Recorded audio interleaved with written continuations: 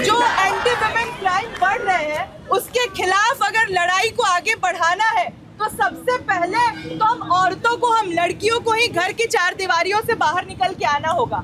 अपने हॉस्टल, अपने कैंपसेस से बाहर निकल के यहाँ सड़कों पर रात को जिस स्पेस को हम रिक्लेम करने की बात कर रहे हैं उसके लिए यहाँ पहुँचना होगा। रेपिस्टों को सजा दो, सजा दो, सजा दो। अरे रेपिस्टों को सजा दो।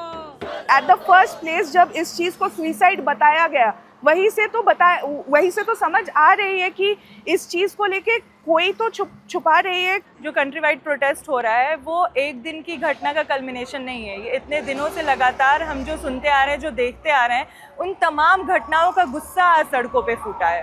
प्रोटेस्ट इसलिए किए जा रही है कि ये हमारे जैसी, शायद मेरी उम्र की होगी, जो उधर तरफ के ख़त्म हो गई। उस कॉलेज के प्रिंसिपल ने, उस कॉलेज के डीन ने ये जवाब दिया है कि ये उनकी गलती है कि वो इतने रात में क्यों निकली बाहर और वो इतना ज़्यादा पेशेंट से कनेक्टेड क्यों हो गई कि उनकी अटेंडेंट उनसे रिवेंज लेने के पीछे आ गए। इस लेवल पे गिरी हुई है हमारी सोसाइटी। पैट्रियार्कल माइंडसेट जो आज औरतों को कुछ और नहीं, बस गुलाम और एक दोयम दर्जे का नागरिक समझती हैं, जो उनको यही समझती हैं कि एक घर में चूल्हा चौखट करेगी, बच्चे पैदा करेगी और औरतों का काम ही है मर्दों के नीचे रहना। इस तरह की जो माइंडसेट है, जो पैट्रियार्कल माइंडसेट है, हम उसके खिलाफ, उसको मानते हैं वो प्रॉब्लम की जड़ है। और ये मानसिकता आइसोलेशन में नहीं है, हमारी जो कंडीशंस आसपास है उसके वजह से ऐसा दिमाग में लोगों के है कि वो इस तरह के नोशन की तरफ बढ़ते हैं। एक सिंपल सा उदाहरण है, हमारे पुलिस वाले आज आए थे, महिला पुलिस वाले भी थी, ठीक है। अगर एक जूनियर ऑफिसर भी होता है मर्द, तो जो सीनियर फीमेल होती है वो कभी चुप करवाने के लिए उसको सिर्फ आगे एज अ पपेट रखा जाता है, पर चुप कराने के लिए कौन आता है? डोमिनेशन कौन दिखाता है? ज़्यादा आवाज़ तेज किसकी लगती है? ज़्यादा डर किससे लगता है? मर्द से लगता है, और सब मर्द को देखते हैं कि वो इंस्ट्रक्शन देगा। और आज के वक्त में जब पिछले 10-11 सालों से बीजेपी गवर्नमेंट थी, तो खास तौर पे बीजेपी गवर्नमेंट मतलब और इनकी जो पूरी फैसिस्ट आइडियोलॉजी है वो इस चीज़ को और बढ़ावा दे रही है। क्योंकि हमने देखा ही कि गुजरात में जो महिला थी जिनके साथ रेप हुआ, उनके रेपिस्टों को जेल से छुड़ा करके और उनका स्वागत किया गया, उनके पे फूल मालाएं चढ़ाए गए। कठुआ के रेपिस्टों के सम्मान में तिरंगा यात्रा निकाला गया। तो मतलब इस ऐसे धिक्कार है ऐसे समाज पे। एक छोटा सा एग्जाम्पल है कि वुमेन को अगर थ्रेटन करना है उसके कैरेक्टर पे बोल दीजिए, और कैरेक्टर किससे एसोसिएटेड है? उसकी वर्जिनिटी से, है ना, उसकी सेक्सुअल लाइफ से, उसकी सेक्सुअल प्रेफरेंस से, ठीक है। और अगर आपको उसको ख़त्म करना है, तोड़ना है, आप उसी को उसके अगेंस्ट यूज़ करते हो। आप अपने घर की महिलाओं को तो सुरक्षित महसूस करवाना चाहते हो। आपको लड़कों के बीच में मोस्टली झगड़े किससे स्टार्ट होते हैं? माँ बहन को जब गालियाँ दी जाती है, उससे झगड़ा मर्दों के ऊपर आता है कि ऐसा कैसे बोल दिया मेरी माँ को। पर आप भी तो गाली दे के यही बोल रहे हो ना दूसरे को।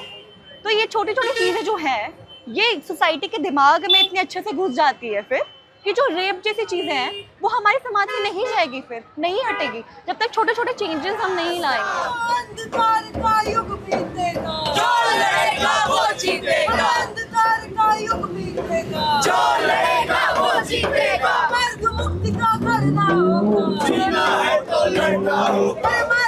It is about reclaiming spaces for women. तो reclaiming spaces मतलब स्पेस तो सबका है, रास्ता सबका है, बट नहीं है सबका। क्यों? क्योंकि इतने इनडायरेक्ट बैरियर्स हैं। कोई हमें मना नहीं कर रहा है कि स्पेस में मत आओ, बट उस स्पेस को कैसे रोका जा रहा है? लड़कियों के साथ हरासमेंट के लिए। आज भी हम एक जगह से और एक जगह हाफ एन आवर के लिए निकलते हैं तो फिजिकली अनकंफर्टेबल हो जाते हैं कि हम चल सकते हैं, जा सकते हैं, अभी रात के 11 बज गए, इसके बाद हम कैसे जाएंगे? I don't feel safe. I cannot take an auto at night. I cannot take an auto now. I have to either be picked up or I have to take a cab. Things are not changing. Things are getting worse. कभी ये नहीं बोला जाता कि लड़कों को घर पे नहीं बोला जाता कि तुम बाहर मत जाओ, तुम्हारे जैसे लड़कियां असुरक्षित महसूस कर रही है। ये बोला जाता है लड़कियों को कि तुम्हारे साथ कुछ हो सकता है, इससे तुम मत जाओ बाहर। जो आज इन सड़कों पे निकलते हैं, जो लगातार सफ़र करते हैं अलग अलग जगहों पे, ना अपने घरों में सेफ हैं लड़कियां, ना अपने वर्क प्लेस पे सेफ है, कहीं सेफ नहीं है। रिक्लेमिंग स्पेसेस उसका ही एक पार्ट है कि जैसे एक डॉक्टर अपने स्पेस में ही प्रैक्टिस कर रही थी, उसका रेप हुआ वहाँ पर, तो जो महिलाएं हैं और जो बाकी लोग भी हैं वो पेट्रियार्की के खिलाफ, because rape is a part of patriarchy, तो उस सिस्टम के खिलाफ, उस नोशन के खिलाफ यहाँ पर हम प्रोटेस्ट करने आए। और यहाँ पे हमारे देश के सेवक सारे खड़े हैं, उनका खून खौल कैसे नहीं रहा है ये मुझे समझ नहीं आ रहा है। इंडिपेंडेंस डे शुरू हो रहा है, ये बहुत सारे गाड़ियाँ जा रहे हैं नॉइज़ पोल्यूशन करते हुए, गाने बजा रहे हैं ज़ोर से, पर प्रॉब्लम हमारी है, हम प्रॉब्लम के हिस्सा है क्योंकि हम प्रोटेस्ट कर रहे हैं हॉस्पिटल के सामने। अरे तेरी मुक्ति नारी मुक्ति जिंदाबाद जिंदाबाद जिंदाबाद जिंदाबाद जिंदाबाद। अब ये क्रांति इतना बड़ा बननी चाहिए कि एक वॉइस बननी चाहिए, जो हमारे दिल्ली में पहले भी हुआ था रिक्लेम स्पेसेस, एंड उसमें भी मर्द थे हमें चाहिए, but who were reclaiming the spaces? The women on the forefront, because we every women here 80% बहुत कम बोल रही हूँ मैं, 80% of women have suffered sexual harassment. Thank you so much, let's keep the movement ahead.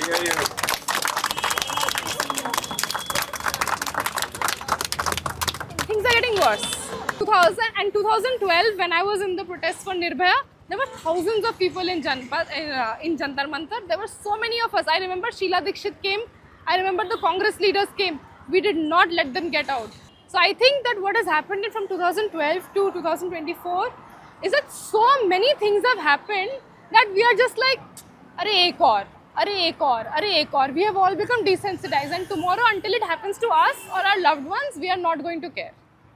Like at that time, I remember it was so passionate. Like so many of us were there. We had candlelight, we had posters, we had walks, we had marches. I don't know, maybe you all were too young to remember it, but I was there. And I am back 12 years later, and I am so disappointed at the crowd. Like, is this the only number of people that care? Because we are like, अरे ये तो रोज की बात है. You know, as long as it's not me or my loved ones, it doesn't matter who it is. तो जो amendment भी हुई थी 2012 में, we are not satisfied. आप प्रॉपर पॉलिसीज लाओ. पहली बात, रेप को खत्म करने का आप एक्शन प्रॉब्लम के बाद एक्शन लेते हैं. हमें ऐसा सिस्टम चाहिए जिसमें ये हो ही ना, उस टाइप का वो चाहिए. कानूनों की मांग से, कुछ लॉज बना लेने से अगर चीज़ों का बदलना होता तो बिल्कुल 2012 के बाद तो बहुत सारे कानून बने तो चीज़ें बदल गई होती. आज हम 10 साल से कहीं 12 साल बाद यहाँ खड़े हैं, लेकिन उससे भी जघन्य घटनाएं घट रही हैं हमारे समाज में. तो आज इस लंबे लड़ाई की और इस सिस्टम, जैसा कि मैंने बताया, जो इस चीज़ के लिए अकाउंटेबल है, जो माइंडसेट, इसके लिए एक पेट्रियार्कल माइंडसेट है, इसके लिए एक लंबी लड़ाई की ज़रूरत है. ये एक दिन, 2 दिन या 1 या 2 महीने में ख़त्म होने वाला नहीं है. और इस लड़ाई में जो हमारे साथ है, हम सबको एक साथ आकर इसके खिलाफ आवाज़ उठानी होगी.